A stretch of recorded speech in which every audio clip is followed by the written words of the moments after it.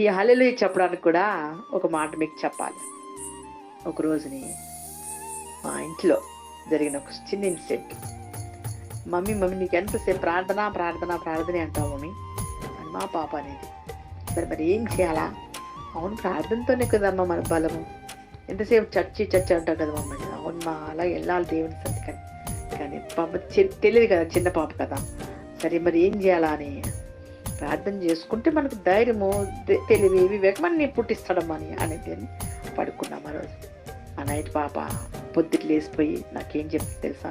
Mummy నేను అన్నాను కదా మమ్మీ, నేను ఒక కళ చూసా మమ్మీ చెప్పనా అన్నది. ఏంటి అమ్మా అన్న. మమ్మీ నువ్వు దేవుని దగ్గర అలాగా పైకి వెళ్ళిపోతున్నావు మమ్మీ. ఎక్కడికి వెళ్ళిపోతున్నావు అంట? శివుడు కాబట్టి పైకి తీసుకెళ్ళిపోతాడు కాబట్టి నన్ను. మా పాప చూసి భయపడిపోయింది. మమ్మీ తెల్ల బట్టలతో హల్లెలూయా అనుకుంటూ పైకి వెళ్ళిపోతుంది, నేనేమో కిందకి వెళ్ళిపోతున్నా. అమ్మో మా మమ్మీని అనకూడదు అని మా పాపలో ఒక ప్రత్యేకమైన ఆలోచన దేవుడు పెట్టేసింది. హల్లెలూయా. ప్రతి క్షణము కూడా మనలో ఉన్నవాడు న్యాయం జరిగించిన దేవుడే అన్నాడు. హల్లెలూయా.